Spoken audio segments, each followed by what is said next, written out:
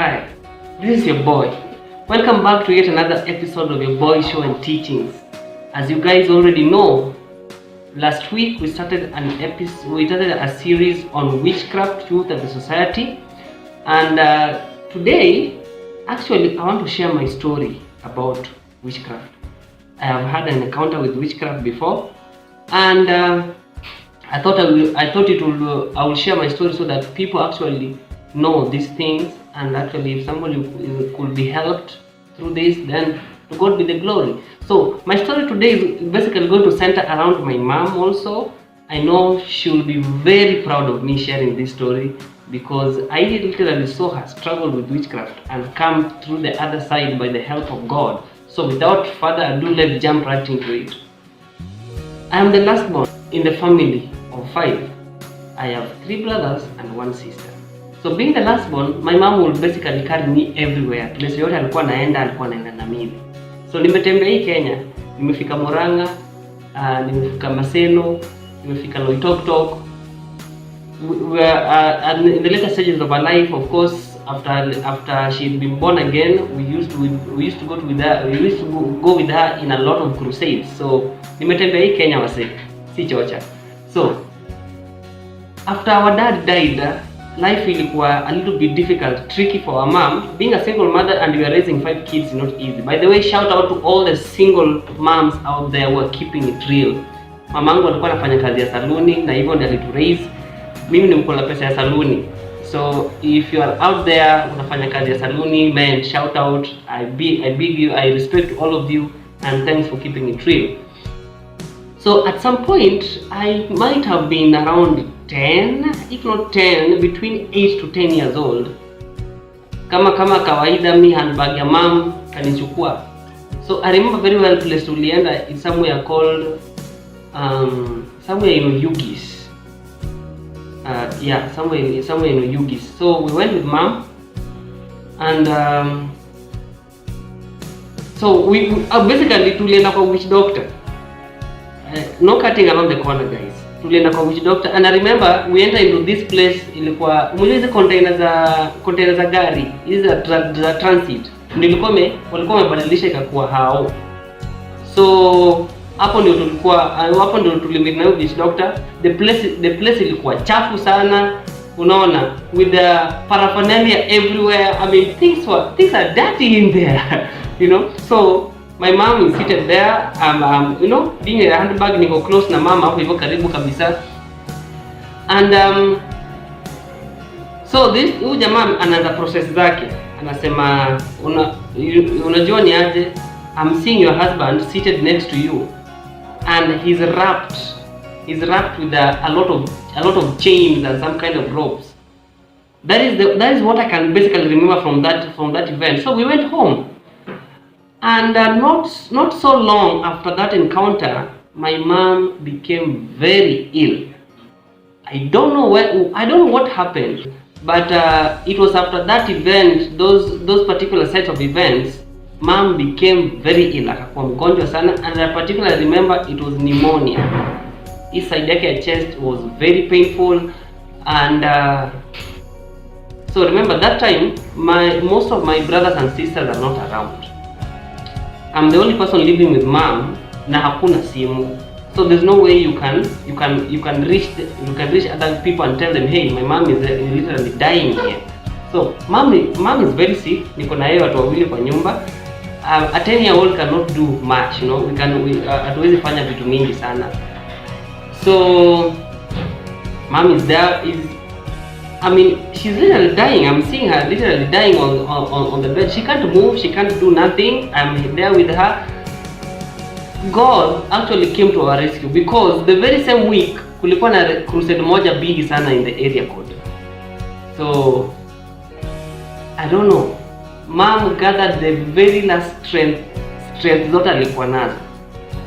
I mean, talk about gathering your very last strength, unaona?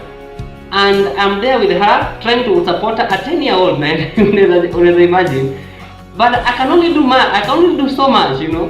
So the crusade was packed, and there was this praise and worship that is going on, and I think that is where I developed my love for music and praise and worship and stuff like that. So praise and worship is going on, and then ikafika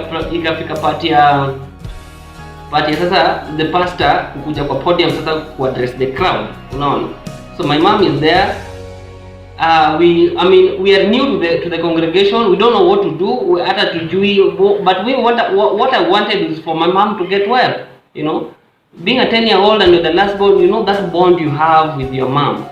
So finally the music has stopped. It was crazy. The worship was lit. It was fire. So pastor anasimama anasema, there's a woman in here who is very sick. I mean, this was a word of prophecy being given back then.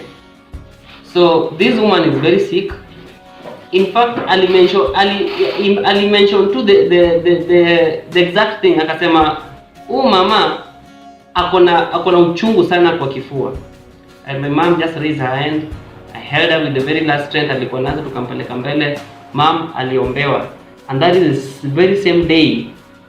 That is the very same day she received Jesus Christ. So, fast forward a week later, ukitaka kujua shetani, unaona, if my mom alikuwa engaged into witchcraft, meaning there was some agreement alikuwa amemake na the demonic forces, now that agreement is broken, the chain is broken, meaning these guys have to come back to kinda revenge, also to try to reinstate some sort of covenants, unaona. So 1 week later, the very same disease ilikuwa karibu kuwa mamangu ikanikujia. Now I'm very ill with pneumonia, guys. I am vomiting, fever, severe chest pain. It was crazy. It was really crazy, and I'm literally dying. So a week later, my mom was dying. No. Now fast forward a week, sasa nitanianza kukufa. So remember, we do not have a lot of money. I mean, it was just hand to mouth and stuff like that. Mom was just trying to get by. So we could not afford a very expensive hospital. So mom akamua kunipeleka OC with the very few coins alikuwa nazo. And I remember when tulikuwa tunafika OC tu hivi, daktari akanipima. That is the first time I can remember niliwekewa thermometer hapa hivi, and I was wondering hii ni nini, unaona, kitu niliwekewa hapa hivi kwa armpit na nashindwa sasa what are these, unaona. And my temperature was off the chart. And nakumbuka daktari akambia madhe vizuri sana, ukijana wako ungemleta 10 minutes later angekuwa ni kufa. Story nyingine tena angekuwa ni kufa by then. So madhe, because she's only 1 week into salvation, so she's doing the only thing she knows how to do best, run to the pastors. So I'm there, tukaombewa. Of course nilikuwa nimetibiwa, but then nikaombewa. And I remember one pastor saying very well that this boy one day is going to be used greatly by the Lord. And that is when I got my prophetic word. Sasa story ya kuwa influential, unaona. And just by then nilipona miraculously. God saved me from the jaws of death, and it was really beautiful. Now I mentioned what I did not tell you guys earlier, that when dad died hakuwa ametujengea boma. So mimi tulikuwa tunaishi kwa maternal grand home. Tumeishi hapo my entire life, unaona. So hatukuwa na boma ile tunaweza itani yetu. So when my mom was alikuwa nakoka, after kukoka she walked with the Lord for 7 years before she went to be with the Lord. During these 7 years I saw changes. I saw changes in her life. There was a glow. There was a determination to live. Previously alikuwa lose hope. In fact alikuwa na run kwa nguvu za kiganga ndio at least ajaribu kusustain maisha. But after that, when I saw this woman working very hard. In fact alikuwa ameanza kununua land. Alikuwa na plan kujenga, whether you know kwa local culture mwanamke hafai kujenga boma bila kuolewa. Mama alidecide I'm going to build a home with or without a husband. So with the help of my brothers walikuwa wameanza kuchangia kuanza kununua hiyo land. But she went to be with the Lord before she could build that land.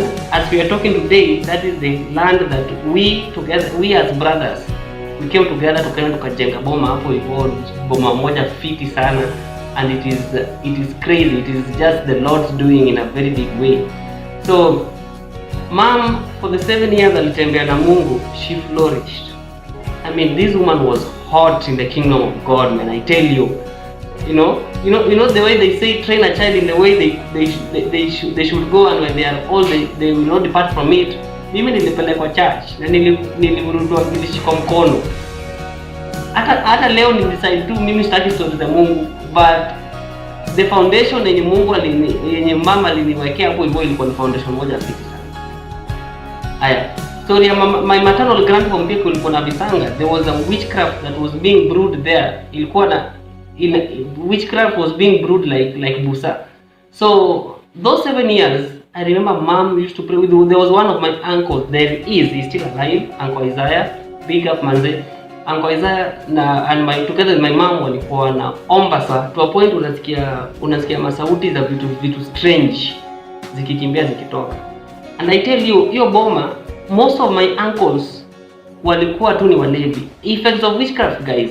Walevi, wengine hawezi oa, wakai na bibi. I mean, there was poverty ilikuwa deep sana into that home. As you're speaking right now, most of my uncles are born again. They are reformed. Unaona, yule uncle wangu mwenye ulikuwa nadhani hawezi okoka, today ameokoka, just because of the power of the foundation. Man, mom together with the team, they ripped off the foundation of witchcraft in that home and they laid a godly foundation.